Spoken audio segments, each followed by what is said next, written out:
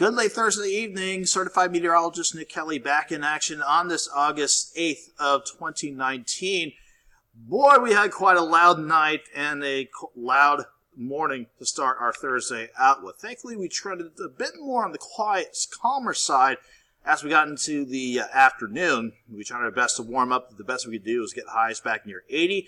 We will trend warmer in the days to come, but we also are tracking a few more rain chances that could come as early as tomorrow morning. Let's break down how we look throughout the course of the day, though. Easy to see from indigo sky. Everybody pretty much had a loud night with heavy rain, thunderstorms, even a little bit of severe weather thrown into the mix with occasionally some wind gusts pushing 60 miles per hour and maybe some hailstones pushing the size of quarters. But most of us throughout the course of the day, even though we stuck with mostly cloudy skies, we did trend drier as we went throughout the course of the day. But it's just amazing seeing wave after wave after wave of heavy rain and thunderstorms pushing through ever since Wednesday morning and continuing throughout the course of our Thursday. All in all, this is what the radar estimates are suggesting in terms of rain amounts since midnight Wednesday. Area-wide average of 2.3 inches, but that is being really conservative, especially when you focus on southeastern Kansas. That area picking up on 3.2 inches, but individual pockets where the heavy rains really came down. We saw rain amounts pushing anywhere from 5.5 to almost 10 inches of rain. So it's no wonder we had flash flooding and aerial flooding throughout parts of southeast Kansas to get our Thursday started. And on top of that, we still have a flash flood watch that will carry us over into your Friday morning. This latest watch will expire at 10 a.m. because of another potential bout of heavy rain and thunderstorms that could develop off to our west and try to sneak in overnight. For the most part, though, our evening has been fairly calm for many of you, but we do have a few showers on the Skywatch Storm Tracker. You can argue a few thunderstorms at times. At 10:43, anything on the board is southeast of Neosho, east of Goodman, east of Anderson, east of Pineville, and in the eastern half of Benton County. But even then, these are just moderate showers, and these pale in comparison to all the heavy rain we saw last night and early this morning. From 7th and Range Line, we may be mostly cloudy in Joplin, but we are looking at a calm view from the east side of the city, looking west along 7th Street. The official high today, we did make it to at least 80 degrees, but it was a struggle today with the cloud cover hanging tough after we started at 70 degrees this morning and picking up just shy of an inch of rain, 84/100ths of an inch rather to be exact, at Joplin Regional, giving us almost 2.25 inches of rain for the month so far.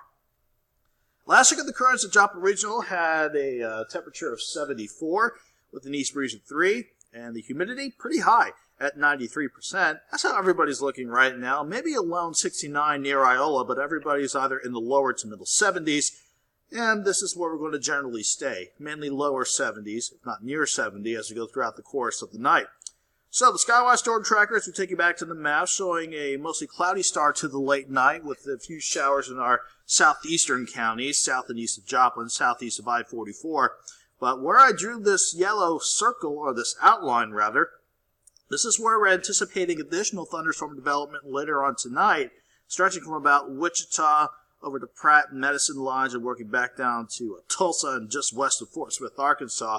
That'll be another corridor of developing rain and storms overnight as we have not only a stationary front parked across Oklahoma, but another cold front, not a strong one, but it's a cold front nonetheless, sneaking in from the north to provide additional lift to help keep the cloud cover in place and to get those overnight thunderstorm chances going. And on top of that, we're getting additional help upstairs at the jet stream with another little upper-level disturbance riding in right along the jet in that northwestern flow. So we will keep an eye on another potential bout of thunderstorms, especially after we get past 2 or 3 o'clock in the morning. It'll start out west, and the latest projection of the future track wants the worst of it to stay just to our south and west, but we can't rule out some isolated thunderstorms out ahead of it, and it's just still a possibility that this main batch could try to sneak in to the east, closer to clipping our southwestern counties. So we'll hold on to the chances for at least scattered thunderstorms with potentially some heavy rain throughout the morning hours. Then on Friday afternoon, we're looking a lot better. We'll trend drier. We can even go partly, if not mostly, sunny across parts of the area, and that should definitely help temperatures do better in terms of warming things up. Let's go 70 in the morning, 78 by noon or lunchtime, and then we'll push 85 degrees for an afternoon high. That breeze overall stays light out of the south and southeast throughout the day at about 5 to 10 miles per hour. So far, I'm seeing Friday evening looking calm with partly cloudy skies, and I think we'll turn mostly cloudy going into Saturday morning with maybe another weak wave giving us a potential batch of thunderstorms to start your Saturday morning out. Thankfully, none of these rain chances look severe, but in terms of the heaviest rain potential, our last chance in the short term will be later tonight into your Friday morning. And we need to watch where that band of rain sets up, because if it shifts closer to our area even more, that could be a potential 1 to 3, if not 4 inches of rain for some of you before we start to trend drier, thankfully, for the rest of the weekend. Speaking of the weekend, here's a look at it from the jet stream level. Again, some scattered morning thunderstorms possible. Then I think Saturday afternoon is looking dry, but turning hotter.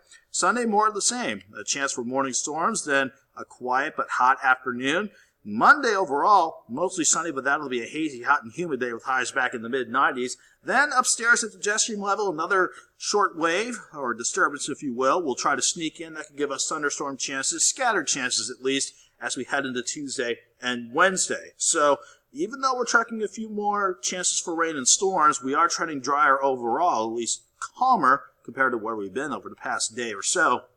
And temperatures will definitely be on the rise as well. Let's go 85 Friday, 92 Saturday, 94 on Sunday, pushing easily near 96 Monday with a hazy, hot, and humid day under mostly sunny skies. But even with thunderstorm chances Tuesday and Wednesday, we'll keep highs hot in the lower to middle 90s to take us through the middle of next week. Have a good night. Have a great Friday.